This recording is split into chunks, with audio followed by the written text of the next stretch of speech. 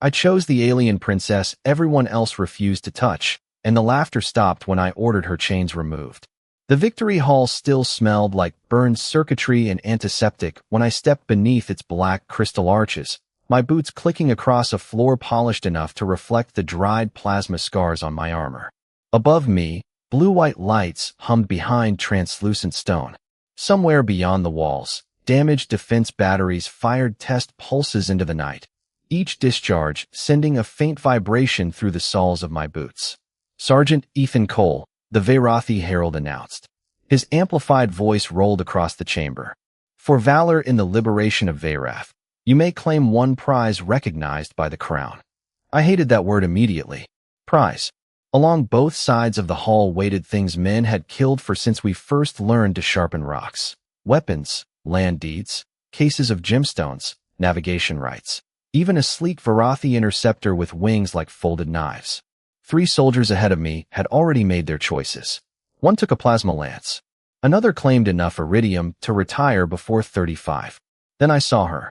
She stood beyond the treasure displays where the light weakened into violet shadow. Tall, maybe 6'3".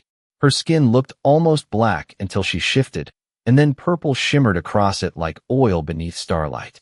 Thin silver lines glowed along her temples and disappeared beneath the high collar of her ceremonial robe. White-blue hair fell over one shoulder. Golden eyes watched the room without asking anything from it. Restraints circled both wrists. Not prison shackles. These were prettier. Silver. Engraved. Ceremonial cruelty was still cruelty. Who is she? I asked. The herald's throat clicked. Princess Vaelira. Someone behind me laughed.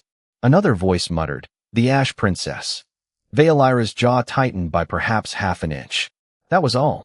The herald leaned closer, lowering his voice as if explaining damaged merchandise. She possesses royal blood, Sergeant, but little standing. Choosing her would be considered. He searched for a diplomatic word. Unconventional. The metal cuffs gave a soft chime when Vaelira folded her hands in front of herself. She stared directly at me now, not pleading. Measuring, waiting to discover what kind of human had been handed power over her. I looked back at the interceptor. Beautiful machine, probably worth more than everything my family had owned in 3 generations. Then at the gemstones. Then at her restraints. My father used to say you learned everything important about a man by watching what he did when nobody could punish him. I hadn't understood that when I was 12. I did now. What exactly happens if I choose her? I asked. This time the silence arrived before the answer. She becomes your recognized prize under Veyrathi victory law. My tongue tasted faintly of copper from the recycled air inside my helmet seals. Meaning, her service belongs to you. Vaelira's golden eyes never left mine. Around us, armor joints whispered as soldiers shifted for a better view. The court expected entertainment. Maybe humiliation. Maybe they wanted to watch the primitive human pick the princess their own nobles considered beneath notice. Fine.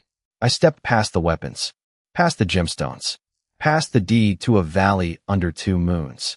Each footstep echoed harder than the last. I stopped 6 feet from Vaelira. Up close, I could see tiny fractures in the silver surface of her restraints where she had apparently tested their strength. Her chin rose. Choose carefully, human, she said. Her voice was low, controlled, almost musical beneath the translator's mechanical undertone. Your people may celebrate owning what mine discarded. A few nobles laughed again. I turned toward the herald and pointed at Vaelira. Her. The chamber erupted. Vaelira didn't move, but the luminous markings at her temples brightened sharply. The herald smiled as though I'd confirmed every stupid thing he believed about humans. Then Princess Vaelira is yours. I faced her again. No, the laughter thinned. Sergeant. I pointed to the silver restraints around her wrists. I chose her. So I decide what happens to her. The herald hesitated. Under the law, yes. I held Vaelira's gaze. Good. Then I gave my first order concerning the least respected. Princess on Veyrath. Take off her chains.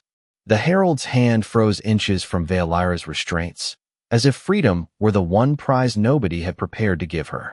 Remove them, I repeated. My voice carried farther than I intended beneath the crystal arches. The victory hall had gone quiet enough for me to hear the electrical buzz inside the blue-white ceiling panels and the faint scrape of Vaelira's silver cuffs against each other. The herald looked toward the raised gallery, where Veyrathi nobles sat beneath banners of black and violet silk. Sergeant Cole, perhaps your translator has rendered the terms incorrectly. Translator works fine. I tapped the receiver behind my ear. You said she's my prize. You said I decide what happens to her. I decided. A few whispers moved through the gallery. Vaelira watched me with those strange golden eyes, her face perfectly still except for one slow blink. The herald finally produced a narrow crystalline key. When it touched the first restraint, there was a sharp metallic click. The cuff opened. Vaelira's hand dropped to her side. A pale pressure mark circled her wrist. The second cuff followed, striking the polished floor with a clean silver note. She rubbed neither wrist. She simply stared at me. There, the herald said. The princess may now accompany you voluntarily under your authority. You're still getting one word wrong. Which word? Authority. I crouched, picked up the discarded restraints, and placed them on the ceremonial table beside the land deeds. Cold metal pressed into my glove. I don't own her. That earned another ripple from the gallery, but this time nobody laughed. The herald's expression tightened. Then you reject your prize? No, I looked at Vaelira. I reject your definition of one. Her luminous temple markings flickered once. Human. She stepped toward me, the dark fabric of her robe whispering across the crystal floor. Do not pretend this is mercy. She stopped close enough that I could smell something faintly mineral on her clothing, like stone after an electrical storm. You selected me in front of my court. Whatever pretty word you use afterward changes nothing. Wasn't planning on using a pretty word. Then what do you expect from me? Nothing. That finally cracked her composure. Her head tilted. Nothing. You want to walk out that door, walk. I pointed toward the towering entrance. You want transportation somewhere safe? I'll arrange it. You want to stay here and tell these people exactly what you think of this ceremony? I'll probably enjoy watching. A startled sound came from somewhere behind us before being smothered into silence. Vaelira ignored it. And if I leave? Then you leave. Without repayment. Freedom with an invoice attached isn't freedom. Her fingers slowly curled against her palm. The herald stepped between us before she could answer. Sergeant Cole, Veyrathi law requires formal disposition of a living royal prize. She cannot simply wander away after being claimed. Then formalize this. I reached toward the ceremonial console. Its surface lit beneath my glove, projecting lines of violet Veyrathi script into the air. Transfer whatever legal control I supposedly have back to her. The herald actually recoiled. That procedure is not customary. Neither am I. Vaelira moved before anyone else could object. She placed her bare palm against the console beside mine. Golden light spread beneath her fingers, and the hovering text changed. The hall responded with a deep mechanical tone. Whatever she had done, every noble recognized it. Several stood at once. The herald went rigid. Princess, you cannot. He has invoked Victor's discretion, Vaelira said. Her voice had changed. Still quiet, but now it cut through the chamber like a drawn blade. Your own law grants him absolute choice regarding his reward. She looked at me, and apparently the human has chosen to make his reward inconvenient. Story of my life. For the first time, something almost like amusement touched the corner of her mouth. Then the console chimed. The ceremonial bands around her wrists flashed once and went dark permanently. I pulled my hand away. Done. Done, the herald said through clenched teeth. I started toward the exit. After 3 steps, I realized I couldn't hear Vaelira behind me. I turned. She remained beneath the cold blue light, surrounded by treasures nobody had chosen and nobles who had treated her as one of them. You coming? I asked. You said I could leave. You can. Her golden eyes narrowed. Then why ask? I shrugged. My ship has coffee. She glanced toward the nobles, then down at the dead restraints on the floor. When she looked back at me, her chin lifted. Your species makes terrible bargains, Sergeant Cole. You should see our military contracts. This time I definitely saw the corner of her mouth move. Then Princess Vaelira crossed the victory hall under her own power, passed the stunned herald without bowing, and stopped beside me at the doors. I will accompany you, she said. Not because you chose me. The massive doors opened with a hydraulic groan, spilling warm amber light across us. Vaelira stepped through first, because I intend to discover why. The palace door sealed behind us, and Vaelira immediately walked the opposite direction from my ship. I watched her cross the elevated transit bridge without slowing, her dark ceremonial robe brushing against strips of amber floor lighting. Below us, Veyrath's capital glittered through a wall of transparent alloy. Black towers, violet landing beacons, streams of civilian transports moving between buildings like glowing veins.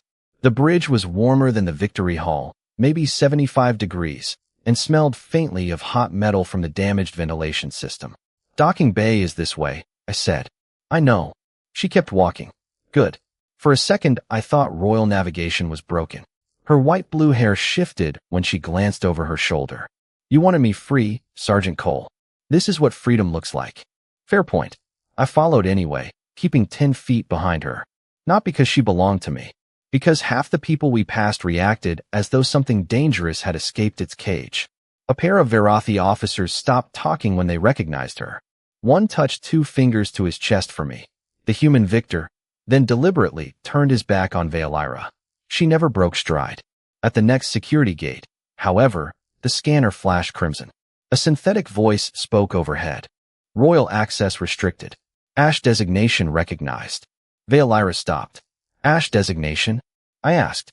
An old classification. Sounds friendly. It is not intended to be. A guard approached, armor plates clicking softly. He bowed to me. Not her. Sergeant, your prize must use the lower passage. His finger indicated a narrow service corridor beside the main checkpoint. The corridor lights were dull red, and a sour chemical odor drifted from somewhere inside. Vaelira turned toward it without argument. I stepped in front of her. Why? The guard's silver eyes shifted. The royal concourse is reserved for recognized bloodlines. I looked at Vaelira. Same posture as before. Shoulders square. Hands still. Only the silver markings at her temples had dimmed. She's a princess. By birth. The guard's mouth tightened. Not by standing. There it was again. Not respected. Not recognized. Not worth the same doorway. I took my military identification chip from my armor and pressed it against the scanner. Green light flooded the gate. She's traveling with me. Human military clearance cannot alter Veyrathi caste protocol. Then log me as refusing passage. The guard blinked. Sergeant.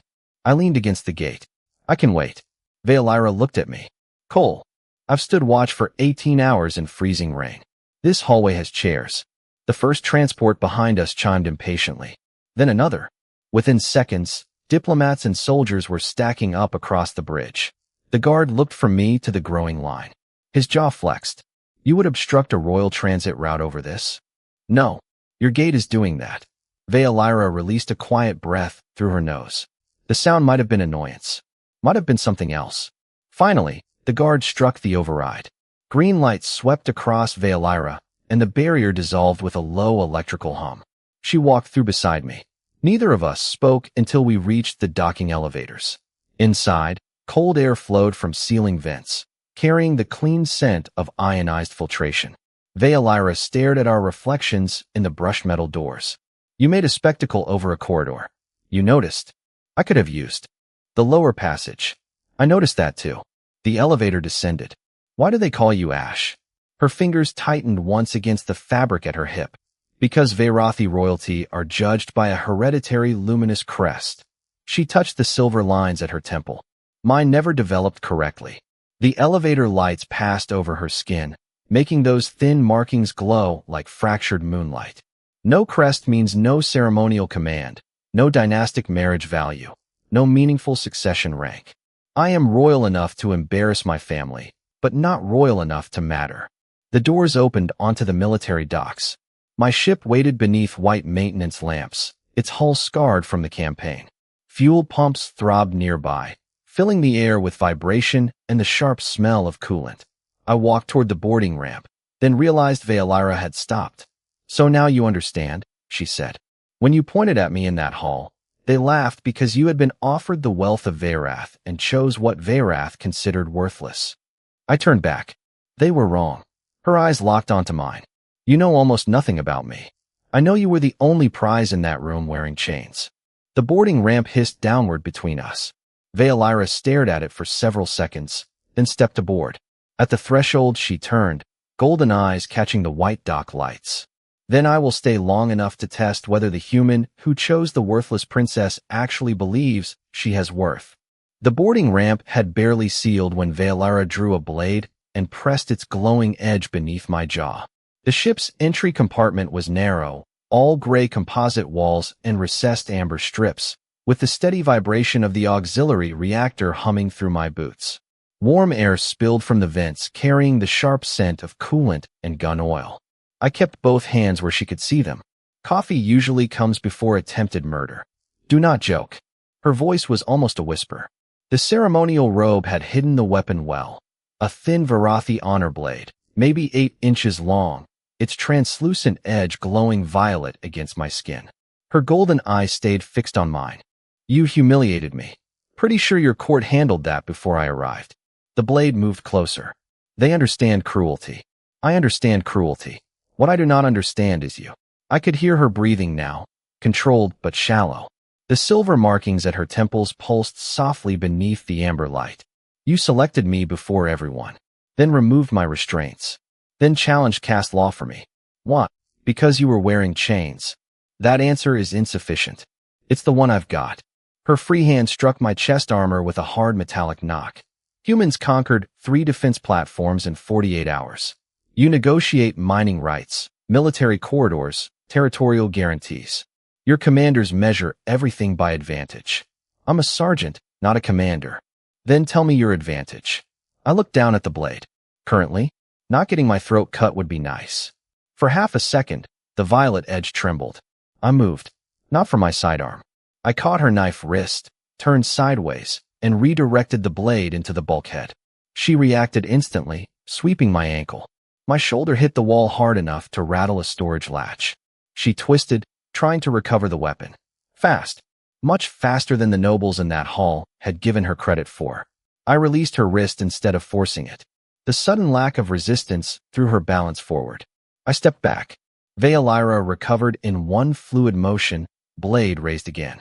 My pistol remained locked at my hip. Why didn't you disarm me? She demanded. Because you haven't decided to hurt me. You presume much. You had the blade against my neck. I tapped the armor beneath my collar. If you wanted me dead, we wouldn't still be arguing. The reactor hum filled the silence between us. Outside the hull, docking machinery clanged against metal, followed by the distant whine of an interceptor launching into the Veyrathi night. Vaelira slowly lowered the knife. You truly believe I am free aboard this vessel? Yes. Then give me your weapon. That one almost made me laugh. She didn't. So I unclipped my sidearm. Her eyes narrowed as I turned it grip first and placed it on the equipment bench. Between us, the black polymer made a dull sound against the metal. There. She stared at it. That is a military pulse pistol. Good eye. You are giving it to me? No. I'm proving something. I reached to the wall console and entered my command code. The ship answered with 3 descending tones. A holographic schematic appeared in blue light. I changed the internal access profile, then slid the console toward her. Guest access. Life support, communications, galley, medical bay, navigation display. You can lock your cabin from the inside. I can't override it without triggering an emergency record. Her gaze moved over the permissions. And the exterior hatch? Authorized. The shuttle? Authorized. That finally made her look at me. I took a spare navigation chip from the rack and placed it beside the pistol. There's a 2-seat shuttle in Bay 2. Fuel for roughly 400 miles atmospheric or 1 orbital transfer. You decide you're done with me, take it. You would allow your prize to steal a military shuttle? Can't steal something I'm giving you permission to use. She looked from the chip to the weapon, then back to me. The blade in her hand dimmed and folded into its handle with a soft crystalline click. My people would call this stupidity. Mine too. I picked up my pistol and holstered it. Cabins down the passage on the left. Food processor works when it feels like it. Don't trust setting 7. I turned toward the cockpit. Cole. I stopped. Behind me, Vaelira was still holding the navigation chip. Blue holographic light washed over her dark opalescent skin, turning the silver lines at her temples almost white. If I remain, she said, there will be no orders concerning where I sleep, what I wear, whom I speak to, or what becomes of me when your military leaves Veyrath. Agreed. And you will never call me your property. Wasn't planning to. She closed her fingers around the chip. Then I have made my decision. I waited. Vaelira placed her honor blade on the bench between us, stepped away from the shuttle controls, and walked toward the cabin corridor. I am staying, Ethan Cole. For the first time, she used my full name, without rank or species between us. At her door, she looked back.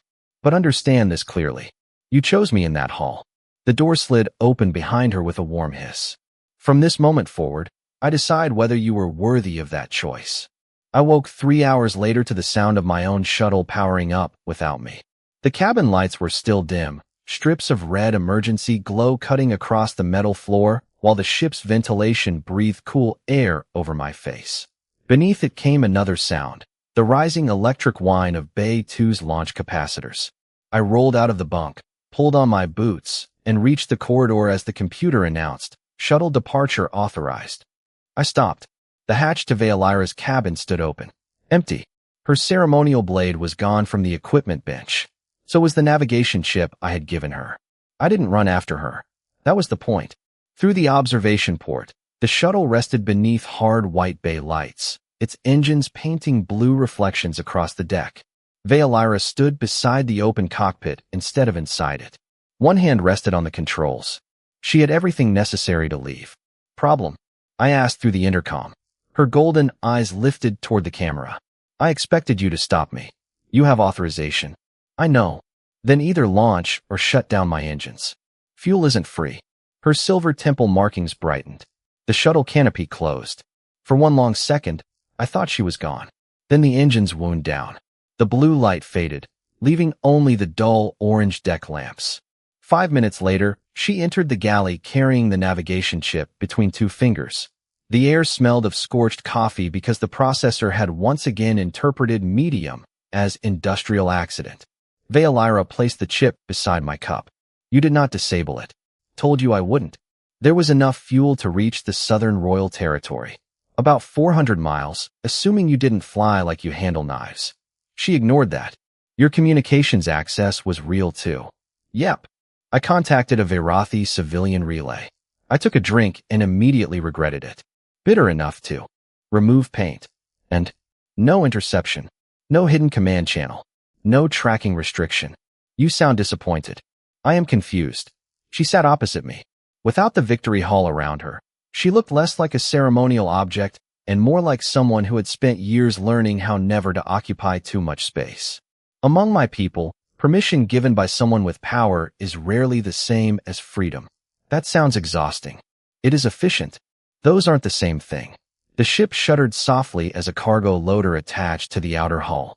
Vaelira looked toward the vibration, then back at me. "You could have chosen wealth." "I know. Land. Not interested. A warship." That one hurt a little. Her mouth almost curved. "Instead, you chose the princess your hosts deliberately placed at the end of the hall because they expected no warrior to claim her." I set the cup down. "You keep saying that like I made a mistake." "Perhaps you did. Then it's mine." Vaelira's fingers stopped beside the navigation chip. "You truly require nothing from me." "Actually, I do." Her posture changed instantly. "There it is. My ship leaves orbit tomorrow morning. I need to know whether you're staying aboard." She stared at me. "That is your demand." "That's my scheduling problem." I reached into my jacket and placed a second object on the table. A Veyrathi credit wafer loaded with the compensation command had issued me after the campaign. "If you leave, take this. Enough for transport, food, whatever you need until you decide what comes next." She did not touch it. "Why?" "Because walking out of chains without anywhere to go isn't much of a victory." The galley fell silent except for the low reactor pulse beneath the deck. Vaelira pushed the credit wafer back toward me. "Keep it." "Vaelira, you gave me a door, a weapon, communications, transportation, and the means to leave. I tested every one." She placed the navigation chip beside the wafer. "Now I have my answer." "Which is?" She stood and moved to the wall console. Blue light spilled across her black opal skin as she entered the access code I had given her. The ship displayed our departure route above her palm. Then she added her identification to the passenger manifest herself. No herald, no court, no victor's law. Her choice. "I will remain aboard until I decide otherwise." She turned toward me, golden eyes steady beneath the cold holographic light. "But tomorrow, when this ship leaves Veyrath, I do not depart as your reward." I nodded. "Then what do I call you?" Vaelira reached across the table and took my untouched second cup of coffee. She tasted it, went perfectly still, and set it down again. First, you call someone to repair that machine. I laughed before I could stop myself. The silver lines at her temples warmed to violet. Then her voice lowered. After that, Ethan, you call me what your people call someone who stays because she chooses to. I looked at her name glowing beside mine on the passenger manifest. Partner. Vaelira considered the word while the ship hummed around us. Then she extended her hand across the table. Partner. The first explosion hit 12 minutes after we left Veyrath's orbit, and Vaelira was already moving before my warning lights turned red. The deck kicked sideways beneath my boots. A metallic boom rolled through the hull, followed by the brittle crackle of overloaded circuits. Blue sparks sprayed from the navigation panel, filling the cockpit with the smell of burned insulation. Outside the forward glass, Veyrath shrank behind us while thousands of pieces of shattered warship armor drifted through the debris belt ahead. Coolant pressure falling, the computer announced. 38%. I grabbed the controls. That wasn't debris. Vaelira braced one hand against the bulkhead. No, your starboard manifold ruptured before impact. Another alarm screamed. Engine temperature climbed past 900 degrees. I killed thrust. The sudden silence was worse than the alarms. Without propulsion, we drifted toward a field of wreckage rotating slowly in the sunlight. Manual repair, I said. Engineering compartment. I know where it is. Vaelira was already through the hatch. I followed her down the ladder. Heat struck me halfway into engineering. The compartment smelled of hot copper and chemical coolant and condensation. Hissed into steam where it touched the reactor housing. A fractured pipe trembled behind a maintenance grate. Give me the sealant kit. I reached for it. Vaelira caught my wrist. No, we're losing coolant. And if you seal that junction first, pressure will redirect into the secondary exchanger and rupture it. I looked at her. You sure? She pulled the grate free. Move. The least respected princess in Veyrath dropped onto the deck and reached both hands into my engine. I handed her the thermal gloves. She ignored them, twisted two emergency valves, then slapped the manual bypass lever downward. Nothing happened. Locked, I said. Because human engineers enjoy unnecessary suffering. It builds character. She gave me a look. Pull when I say. We crouched on opposite sides of the mechanism. The metal was hot, even through my gloves. Now, we pulled. The lever broke loose with a violent clang. Pressure slammed through the pipes, making the entire compartment shudder.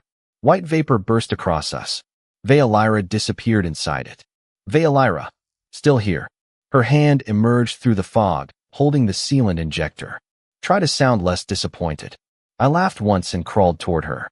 Together we locked the damaged line, rerouted the coolant, and forced the manifold back into tolerance. My shoulders burned from holding the housing steady. Vaelira worked inches away, blue-white hair damp against her temple, while silver markings pulsed beneath the red emergency lights. Pressure? She asked. I checked my wrist display. 62. 70. 84. The alarm stopped. Only the reactor remained, beating beneath the floor like some enormous mechanical heart. I sat against the bulkhead. Where did a ceremonial princess learn field repairs? Vaelira wiped coolant from her fingers. Royal children study fleet systems. Enough to rebuild a combat manifold. Some of us paid attention. The ship suddenly rotated. A slab of wreckage filled the engineering viewport, close enough that I could see frost glittering along its torn hull. Cockpit. Now. We ran. I reached the controls first, but our main thrusters were still cycling. The wreckage was less than 300 yards away and closing. We don't have thrust. Vaelira dropped into the co-pilot seat. We have maneuvering jets. Not enough. They are if you stop flying like a human. Her hands moved across the controls. That sounded racist. Survive first. Complain later. She fired the port jets in a sequence I would never have attempted. The ship rolled nearly 90 degrees. Metal screamed somewhere aft. The wreckage passed beneath us by less than 20 feet, its frozen surface flashing across the glass like a dark moon. Then open stars returned. I stared at her. Vaelira slowly removed her hands from the controls. Still think you chose the useless princess? I never thought that. Her golden eyes shifted toward me. The emergency lights painted violet across her skin. Everyone else did. I looked back at the stable coolant readings, then at the debris field she had just flown us through. Everyone else wasn't standing where I was. And where were you standing? Close enough to see you. She went very still. Behind us, the engines restarted with a deep rising hum. Vaelira turned toward the stars, but not before I saw the silver lines at her temples brighten. Then perhaps, she said quietly, I should start showing you what they refuse to see. The medbay door locked behind us, and Vaelira caught my bleeding hand before I could hide it. Sit. That sounded suspiciously like an order. Consider it repayment for your terrible coffee. I sat on the examination bench. The room was barely 10 feet across, washed in sterile white light, with cold air flowing from ceiling vents and the sharp scent of antiseptic mixing with coolant still clinging to our clothes. My palm had been sliced when the manifold housing slipped during the repair. Nothing dramatic. Just enough blood to make Vaelira stare at it, as though human biology had personally offended her. She opened the medical scanner and passed blue light over my hand. You knew you were injured. I noticed, and continued working. Engine was overheating. Humans have an alarming relationship with priorities. She sprayed sealant across the cut. Cold fire bit into my skin. My fingers jerked. Vaelira's grip tightened around my wrist until the sting faded. There, she said. Your species remains inconveniently alive. High praise from royalty. I reached for my jacket. She stopped me again. Remove the armor. I raised an eyebrow. Medical reasons? Unless you normally bleed through your shirt for recreational purposes. I looked down. A thin dark line had appeared beneath the edge of my chest plate. Apparently the collision with the bulkhead had reopened an old scar. I unclipped the armor and lifted it away. The temperature suddenly felt 5 degrees colder. Vaelira said nothing. Her golden eyes moved over the pale skin of my shoulder, the plasma scar crossing my ribs, then the older marks along my back. She touched none of them. How many? She asked. Scars. Wars. I set the armor beside me. Enough. She picked up the scanner. That is not a number. It's the number I use. Blue light swept across my ribs. She frowned at the display, then reached for a regenerative patch. Her sleeve slid back. I saw the marks around her wrists, not the temporary pressure lines from the silver restraints. These were older, thin, pale bands beneath the violet shimmer of her skin, too evenly spaced to be accidental. My eyes stayed there 1 second too long. Vaelira immediately pulled the sleeve down. I looked away. Patches on your left. Silence. The reactor's pulse traveled faintly through the floor. Somewhere beyond the medbay wall, cooling metal ticked as the ship settled after repairs. Vaelira took the patch and pressed it against my ribs. Warmth spread through my side. You are not going to ask, she said. About what? You saw them. Yeah. And I reached for my shirt. And nothing. Her hand closed around the fabric before I could pull it on. Humans are curious creatures. We are. Yet you refuse the question. Curiosity doesn't give me ownership of the answer. Vaelira released my shirt slowly. The silver lines at her temples dimmed to a soft lavender. Then, without looking at me, she rolled her sleeve upward again. The old marks circled both wrists. Royal correction bands, she said, worn by children who fail ceremonial instruction. I stayed quiet. I wore them often. Her thumb passed once over the nearest scar. The court called it refinement. The word landed softly in the sterile room. I took the burn medication from the medical tray and placed it beside her hand. Helps with nerve irritation. You do not know whether Veyrathi skin responds to human medication. Scanner says it's compatible. I stood, pulled my shirt over my head, and turned toward the door. Where are you going? Giving you privacy. Why? I stopped with my hand over the panel. Because you should get to decide who sees your scars. Behind me came the faint hiss of the medication dispenser. I waited outside. The corridor was dark except for amber guide lights running along the floor. 20 seconds later, the door opened. Vaelira stood there with her sleeves lowered again. She held the medication in one hand. Ethan. Yeah. When you looked at me in that hall, did you see the Ash Princess? I thought about the weapons glittering beneath crystal lights, the nobles laughing, and one tall woman standing silently in restraints. No, her eyes searched my face. What did you see? Someone nobody bothered to ask. Vaelira's fingers tightened around the medication.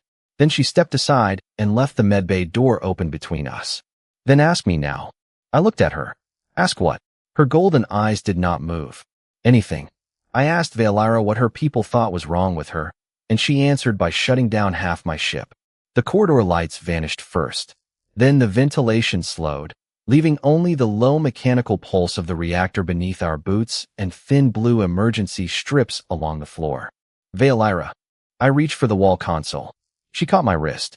Wait. Her golden eyes had changed. Both pupils narrowed while the silver lines along her temples burned almost white against her black opal skin. Something is transmitting nearby. Scanner shows nothing. Your scanner cannot hear it. She moved toward the cockpit. I followed. Beyond the forward glass, the debris belt stretched behind us, broken warships turning silently against Veyrath's distant violet glow. Inside, the air was cooling fast. I could smell overheated circuitry from our earlier repairs and the metallic trace of dried coolant on my sleeves. Vaelira placed both palms against the navigation console. Kill auxiliary power.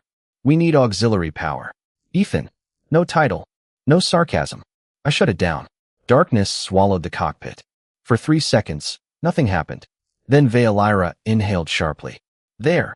Her fingers moved across the dead console without touching any controls. 9 pulses.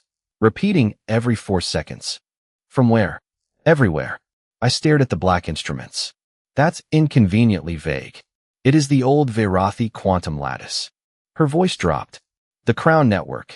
I looked at her profile in the blue floor light. The Royal Defense System? She nodded once. It links ancient navigation relays, planetary shields, and fleet command nodes. Modern Veyrathi interfaces barely communicate with it anymore. But you can. Her hands pulled away from the console. Yes. The words sat between us. She walked to the engineering panel and restored auxiliary power herself. Amber light returned in sections. The ventilation kicked back on with a dry hiss. Remember the crest my family said never developed correctly? She asked. Hard to forget the reason an entire empire treated you like defective equipment. They were not entirely wrong about the difference. She turned. Only about what it meant. Vaelira touched the glowing lines at her temple. Royal crests were bred for the gene link ceremony. My nervous system rejects that interface. So they called you impure, unfit, incomplete, ash-blooded. Her jaw tightened around the last word. But when I was near older systems, I could feel them without an interface. Doors before they opened. Defense relays before activation. Machines nobody else could wake. I leaned against the console. And nobody thought that was useful? Usefulness was not the question. Conformity was. A warning tone interrupted us. The navigation display flickered, then filled with symbols I couldn't read. Vaelira moved instantly. She pressed her palm flat against the panel. Silver light raced from her fingertips across the console. The ship rolled hard to port. I grabbed the pilot's seat as a brilliant beam tore through the space we had occupied seconds earlier. An ancient defense platform emerged from the wreckage 2 miles away, its weapon glowing blue. That thing just fired on us. It identified our human drive signature as hostile. Vaelira's eyes closed. Do not touch the controls. Wasn't planning to argue with the woman currently talking to the gun. The markings along her neck ignited one by one. The defense platform rotated toward us. Another charge built behind its armored aperture. 10 seconds. Maybe less. Vaelira whispered something in Veyrathi. The console answered with a deep tone that I felt through my ribs. The platform stopped. Its weapon dimmed. Then, slowly, the ancient machine rotated away from us and projected a single golden symbol across our forward display. Vaelira opened her eyes. What does that say? I asked. She stared at the symbol. Authorized. I looked from the dead war machine to the woman an entire royal court had dismissed. They called this a defect? They called anything they could not control a defect. The cockpit remained quiet except for our breathing. I remembered the treasure hall, the gemstones, the land, the interceptor, and Vaelira standing alone at the end as though she had been worth less than all of them. She touched the golden symbol, and the ancient defense platform answered her with another pulse of light. There is something you need to understand, Ethan. Go ahead. She faced me. If the crown learns what I can do, I will no longer be the princess nobody wants. The platform outside turned toward Veyrath as though awaiting her command. I will become the princess everyone wants to own. I asked Vaelira why she had stayed, and for once, the princess had no answer ready. The ancient defense platform drifted behind us until its golden signal disappeared among the stars, while my ship settled into a quiet cruise beyond the debris belt. Inside the cockpit, instrument lights painted our hands blue and green. The recycled air had warmed again, carrying the faint smell of hot circuitry and that stubborn burned coffee odor from the galley. Vaelira stood beside my chair, watching. Veyrath shrink on the navigation display. "You should alter course," she said. "Why?" "Because now you know what I can do. I knew you could fix engines and insult my flying. This is just another skill." Her golden eyes narrowed. "I can communicate with a defense network powerful enough to control planetary shields." "Okay, slightly more impressive than the engine thing." She didn't smile. "Ethan, if my family learns what happened, they will reconsider my value." I rotated my chair toward her. "There's that word again. Value." "Yeah." I stood and crossed to the navigation console. "Everyone on Veyrath keeps talking about people like their equipment. Useful, defective, valuable, worthless. That is because position has purpose. A wrench has purpose." I tapped the console. "You're not a wrench." An extraordinary insight. Marine training. That almost got her. Almost. Then the communications panel flashed. A Veyrathi priority channel requested connection. Vaelira's markings dimmed immediately. "Do not answer." I looked at her, then rejected the transmission. The red symbol vanished. "Done." She stared at the dark panel. "You did not ask who it was. You said don't answer. You trust me that easily? You kept us from getting vaporized 15 minutes ago. That is not an answer." "Sure it is." Another transmission appeared. Then another. I rejected both. On the fourth attempt, Vaelira reached across me and shut the receiver down completely. Her hand remained on the switch. Among Veyrathi royalty, trust is exchanged for leverage. Sounds expensive. Everything is. Not where I come from. She turned toward me.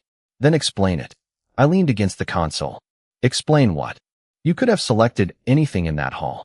You chose the person they respected least. You learned I could repair your ship, and your behavior did not change. You learned I could command an ancient weapon, and your behavior still did not change." Her voice dropped. "What would make my worth change to you?" The question landed harder than the explosion had. I looked through the forward glass.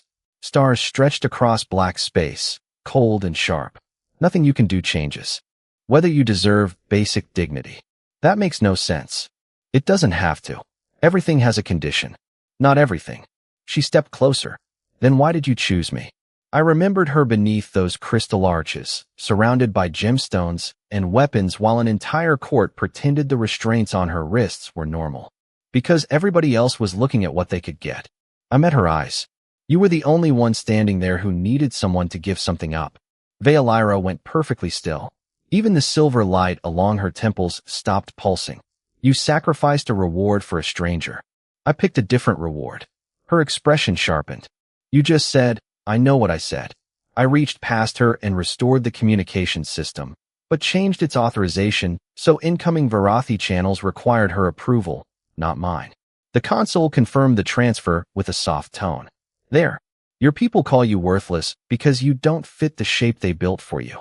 Humans have a long history of building stupid shapes too." She looked at her name, now glowing above the communications controls. "And what does humanity do with those who do not fit?" "Depends on the human." "What do you do?" "Hand them the controls, apparently." A quiet sound escaped her. Not quite laughter, but close. Then the priority receiver lit crimson again. This time Vaelira didn't reject it. She studied the signal, then switched it to text only. 3 Veyrathi symbols appeared. Her almost smile vanished. "What does it say?" She translated slowly. "Royal Retrieval Order." The cockpit seemed to shrink around us. "For you?" "Yes." A timer appeared beneath the message. 30 minutes. Vaelira looked at me. "They are offering you full military amnesty, triple your original reward, and safe passage if you surrender me at the next beacon. And if I don't, they will classify your ship as hostile." I reached over her shoulder and deleted the message. Vaelira stared at the empty screen. "Ethan, what are you doing?" I returned to the pilot seat and pushed the throttle forward. The engines deepened beneath us, vibrating through the deck as Veyrath fell farther behind. "Teaching your royal family something about humans." "What?" The countdown reappeared on another screen. 29 minutes, 48 seconds. I locked our course away from the beacon. Some things aren't for sale. The countdown reached 0, and 6 Veyrathi warships appeared directly ahead of us. Their arrival flashed blue across the cockpit glass, 6 angular silhouettes unfolding from jump space less than 20 miles away. Targeting alarms screamed through the cabin. The air smelled of warm circuitry, and the control stick vibrated beneath my palm as our computer painted 6 red brackets across the stars. Vaelira leaned over the sensor display. Royal Interceptors. Your family really hates being ignored. They are not here because they miss me. A transmission forced itself through the emergency channel. A cold Veyrathi voice filled the cockpit. Human vessel, reduce thrust. Surrender royal property, and you will be granted safe passage. I saw Vaelira's fingers curl against the console. Royal property, I repeated. Apparently freedom has a short warranty here. Ethan. She looked at the 6 ships spreading into a containment formation. You cannot fight them. Wasn't planning to. I pushed the throttle forward. The engines answered with a deep roar that trembled through my seat. I'm planning to annoy them. 2 interceptors accelerated. Blue weapon lights brightened beneath their wings. I rolled toward the remains of the debris belt, using the wreckage behind us as cover. Vaelira strapped into the co-pilot seat. 3 ships are moving to cut off the port corridor. Suggestions? Yes. Stop flying like a human. You used that one already. It remains accurate. She reached for the navigation display. I gave her control. Our ship dropped beneath a rotating cruiser fragment, missing its frozen hull by perhaps 30 feet. A pulse blast struck the wreckage behind us. White fragments scattered across the glass like sparks. Vaelira's hands moved quickly, adjusting our maneuvering jets. They are firing to disable us. Comforting. It should not be. Another blast rocked the ship. The lights flickered. A warning symbol appeared over our aft engine. Then the royal transmission returned. Princess Vaelira, your biological compatibility with the Crown Network has been confirmed. You are commanded to return immediately. Vaelira froze. There it was. Not Ash Princess. Not embarrassment. Not discarded blood. Princess Vaelira. One useful ability. And suddenly the people who had placed her among prizes wanted their daughter back. They know, she said. Yeah. The defense platform must have recorded my interface. A second voice joined the channel. Sergeant Cole, release the princess and your original reward will be restored. Additionally, the Crown offers territorial rights, military honors, and compensation equal to 3 royal estates. I glanced at Vaelira. Blue instrument light reflected in her golden eyes. They upgraded you fast. Ethan, listen to me. She unfastened her harness. If I board their ship, they will let you leave. Sit down. You cannot outrun 6 interceptors with a damaged engine. Probably not. Then stop. She reached for the throttle. I caught her wrist. Not hard. Just enough. Is that what you want? Her eyes met mine. That is irrelevant. Wrong answer. Your life is not worth proving a point. Neither is yours. The ship shuddered again. Sparks snapped from the overhead panel, carrying the bitter smell of burned insulation. Vaelira pulled her wrist free. You do not understand what they will do. They will not put me back in a ceremonial hall. They will connect me to the Crown Network until I become useful enough to justify every chain. Then you're definitely not going back. You have no authority to decide that. Exactly. I pointed toward her controls. You do. Vaelira stared at me. Choose. Outside, the 6 warships tightened formation. The lead vessel opened a docking corridor, a brilliant white path extending toward us like an invitation built from light. Human vessel, the commander said. Final warning. Surrender Princess Vaelira. Vaelira looked at that corridor for several seconds. Then she reached forward and closed the docking channel herself. No one word. Quiet. Absolute.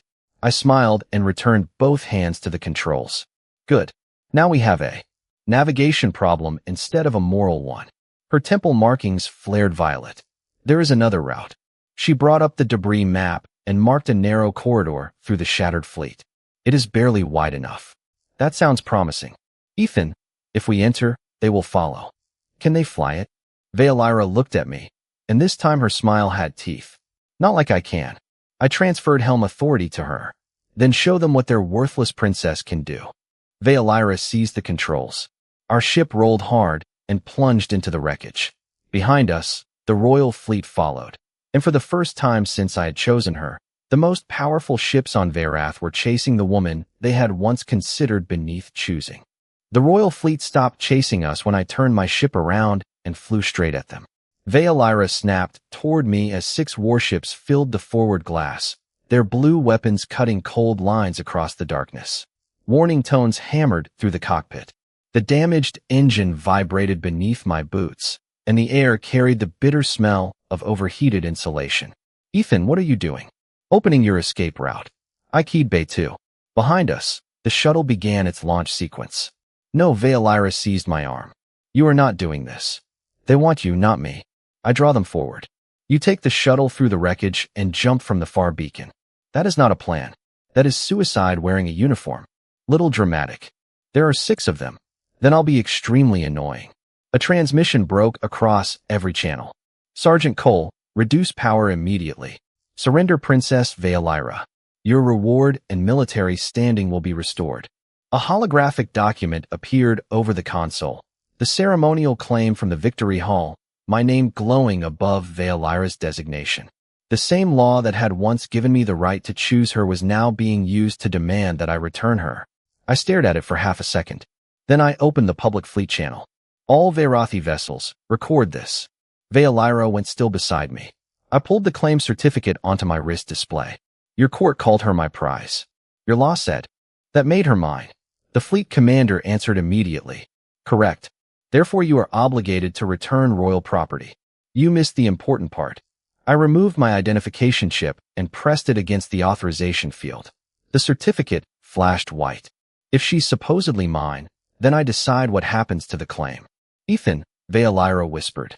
I selected permanent revocation. The holographic document fractured into red light. She was never mine to give back. The certificate vanished. Silence held the channel for 1 heartbeat. Then every warship locked weapons. "Human vessel," the commander said. "You have forfeited protected status." Figured. I slammed the throttle forward. Vaelira caught the console as acceleration pushed us into our seats. Blue fire crossed our bow. I rolled beneath it and drove toward the center of their formation. 2 interceptors broke left. Another climbed. Exactly what I needed. "Bay 2 is ready," I said. "Go." Vaelira remained beside me. "No, that wasn't a request. You surrendered your authority over me 30 seconds ago." Poor timing for orders. Another blast struck our shields.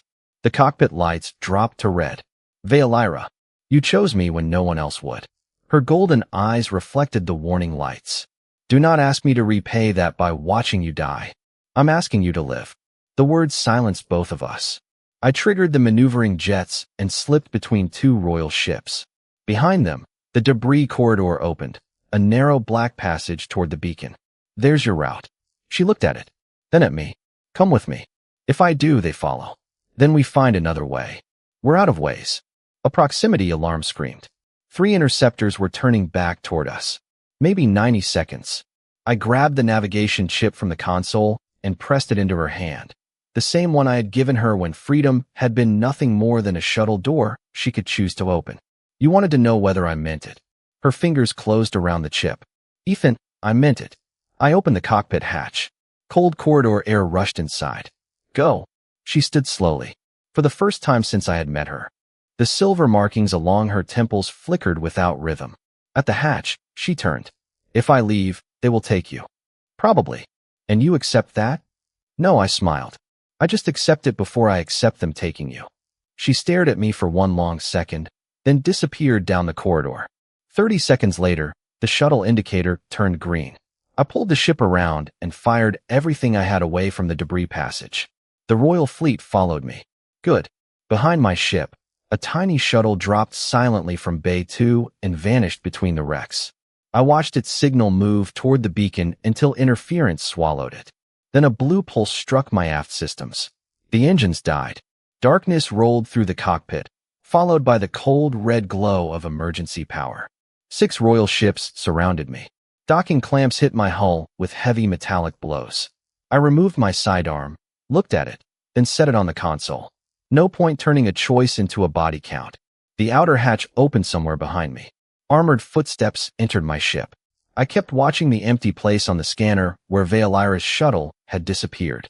The cockpit door slid open. Veyrathi soldiers leveled their weapons at me. Sergeant Ethan Cole, their commander said, "You are now a prisoner of the crown." I raised my hands. Far beyond them, hidden somewhere inside the dark wreckage, the least respected princess on Veyrath was finally free.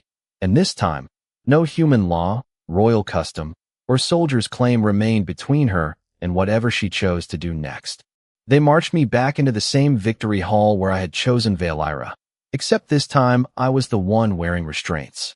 Cold silver bands locked around my wrists, heavier than hers had looked, while armed guards guided me beneath the black crystal arches. The hall smelled of ozone and heated stone.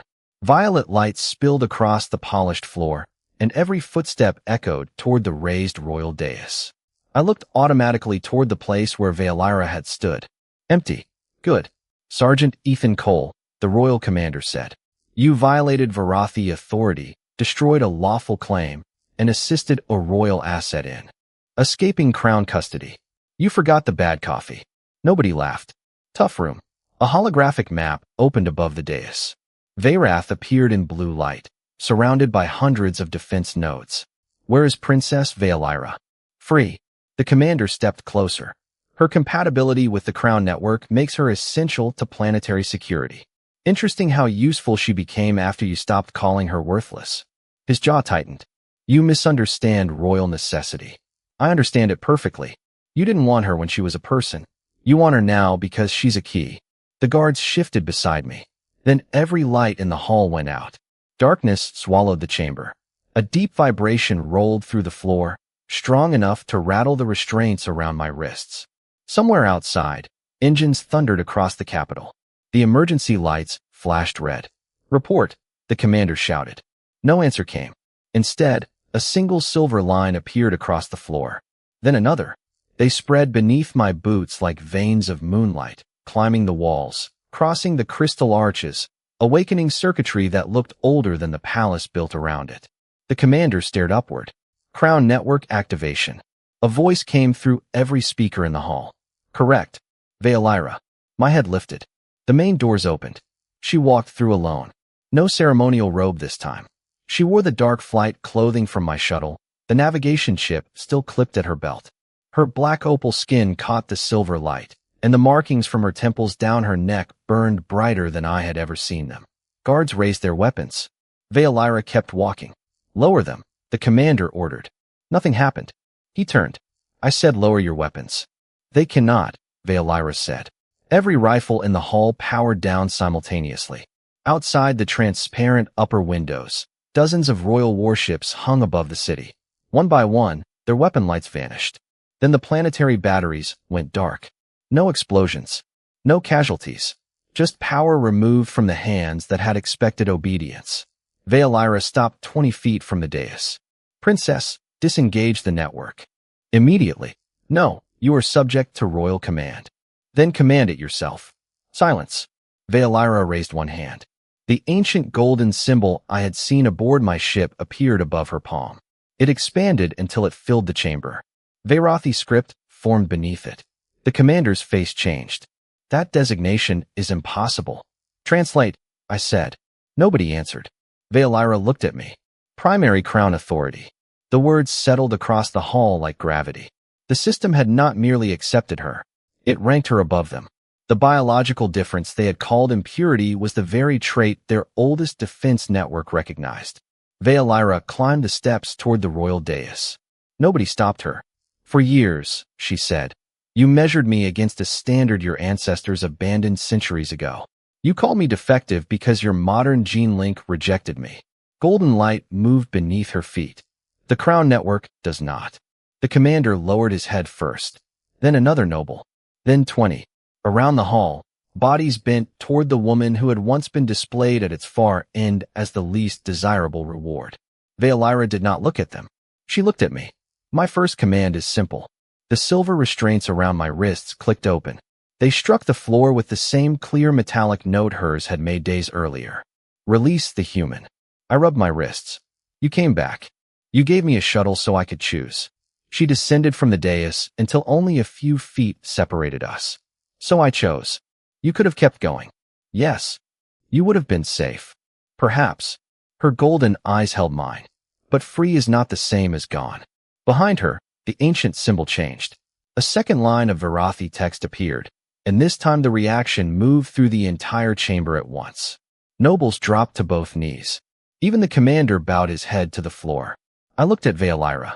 What now? She glanced at the kneeling court that had once laughed when I pointed at her. Then she extended her hand toward me. Now, Ethan Cole, the crown recognizes the heir they called worthless. I took her hand. Her fingers closed around mine. And before I decide what becomes of them, she said, turning toward the silent throne, I intend to decide what becomes of the human who chose me before the crown did. By sunset, the hall where Vaelira had once stood in chains was waiting for me to name my reward again. Warm gold light poured through the high crystal windows, catching the silver circuitry awakened beneath the floor.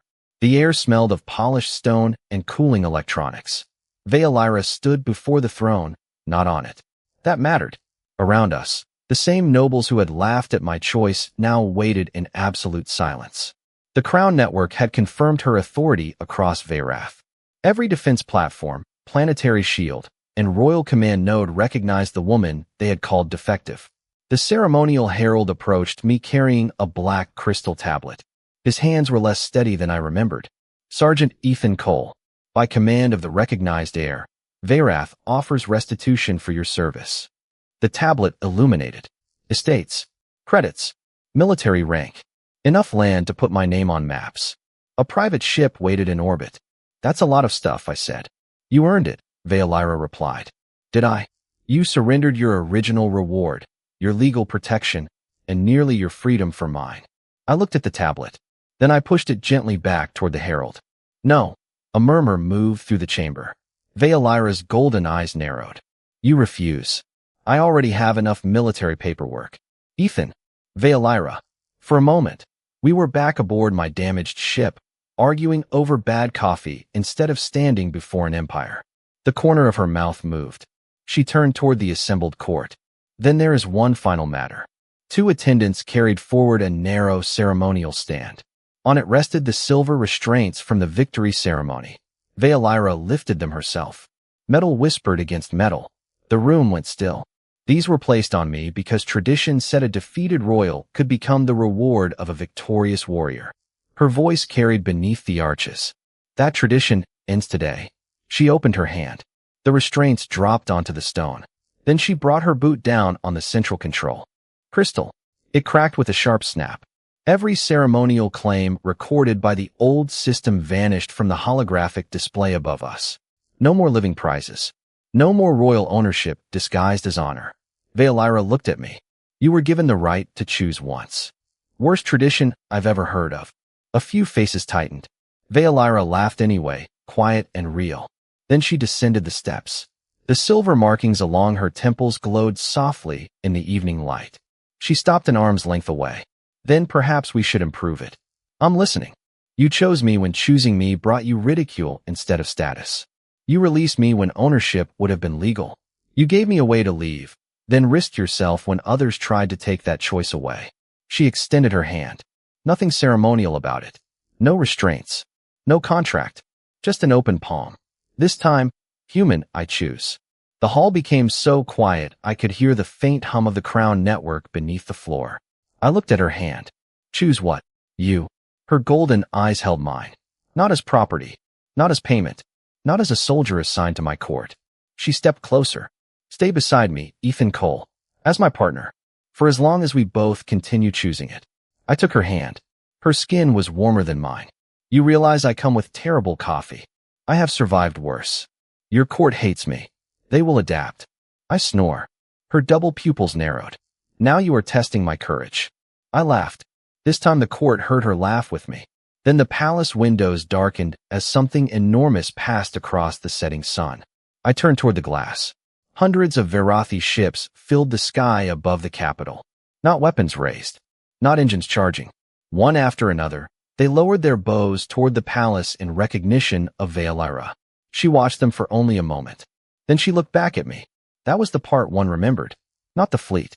Not the throne. Not the nobles finally bowing to the woman they had once placed behind gemstones and weapons. I remembered her fingers tightening around mine. Days earlier, I had stood in this same hall while an empire offered me everything it considered valuable. I had walked past the wealth, the land, and the worship and pointed toward the princess nobody respected. I hadn't known what she could do. I hadn't known the crown would recognize her. I hadn't known she would save my ship, return for me, or become the rightful heir to Veyrath. I had only known that she was a person standing in chains while everyone else called her a prize. Now there were no chains between us. No ownership. No debt. Just two hands joined beneath alien starlight because both people had chosen to keep them there. I had chosen the princess everyone called worthless, and in the end, the greatest thing she gave me was the right to be chosen back.